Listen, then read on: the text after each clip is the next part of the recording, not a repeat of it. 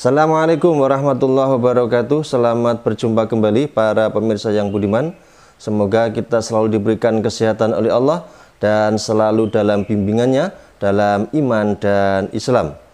Nikah siri merupakan praktek nikah yang disembunyikan atau dirahasiakan.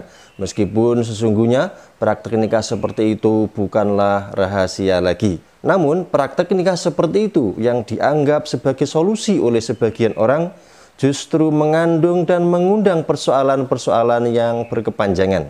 Pada kesempatan ini saya akan menyampaikan dilema nikah siri dan solusinya agar persoalan-persoalan yang muncul akibat dari praktek nikah seperti ini tidak berkepanjangan lagi. Jangan lupa klik like, subscribe, dan tekan tombol loncengnya.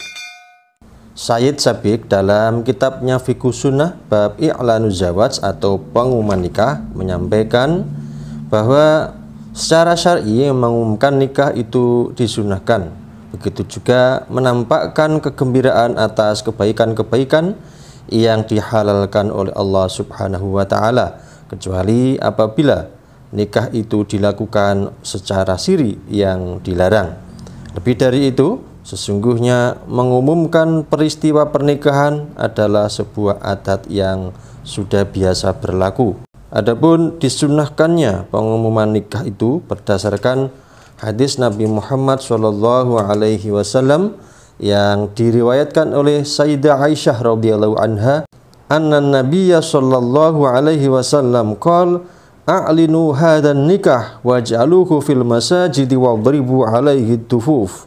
Umumkanlah nikah ini dan laksanakanlah di masjid serta tabuhlah rebana. Dari hadis Nabi tersebut dapat ditarik kesimpulan bahwa Nabi Muhammad SAW memerintahkan untuk mengumumkan dan membuat meriah peristiwa nikah, yang berarti bahwa praktek nikah yang dirahasiakan itu tidak sesuai dengan sunnah Nabi. Praktek nikah siri yang masih terjadi di masyarakat itu banyak ragamnya.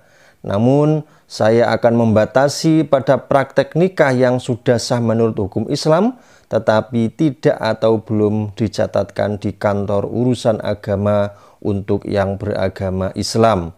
Menurut Neng Zubaidah dalam bukunya Pencatatan Perkawinan dan Perkawinan Tidak Dicatat, bahwa perkawinan yang sah sesuai hukum Islam yang disembunyikan dari khalayak ramai memang tidak layak untuk dilakukan. Mengapa hal tersebut bisa terjadi? Neng Zubaidah menyebutkan beberapa alasan. Yang pertama, mungkin disebabkan karena ketatnya syarat-syarat poligami sebagaimana ditentukan oleh Undang-Undang Perkawinan dan Kompilasi Hukum Islam bagi yang ingin berpoligami. Yang kedua, mungkin karena adanya ikatan perjanjian tertentu yang mengharuskan untuk nikah segera dan tanpa dicatatkan. Yang ketiga, mungkin juga karena adanya tradisi kawin gantung di sebagian masyarakat. Dari hasil pengamatan di masyarakat, saya sampaikan bahwa praktek nikah siri itu bisa juga terjadi karena belum atau tidak adanya biaya untuk menikah dan mengadakan walimah. Atau mungkin juga karena adanya pemahaman sempit tentang sahnya nikah, yakni cukup sah menurut hukum Islam saja, sehingga tidak memerlukan untuk dicatatkan di kantor urusan agama. Baik menurut hukum Islam maupun menurut peraturan perundang-undangan yang berlaku di Indonesia, sudah jelas bahwa suatu pernikahan itu sah apabila telah dipenuhi syarat dan rukunnya. Bedanya, kalau dalam peraturan perundang-undangan, pernikahan itu harus dicatat. Sebagaimana diatur dalam Undang-Undang Nomor 1 Tahun 1974 Undang-Undang tentang Perkawinan, Pasal 2 Ayat 1 dan 2. Dalam ayat 1 disebutkan, perkawinan adalah sah apabila dilakukan menurut hukum masing-masing agamanya dan kepercayaannya itu.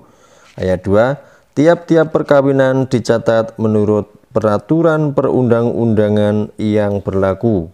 Kemudian dalam kompilasi hukum Islam pasal 5 disebutkan ayat 1, agar terjamin ketertiban perkawinan bagi masyarakat Islam, setiap perkawinan harus dicatat.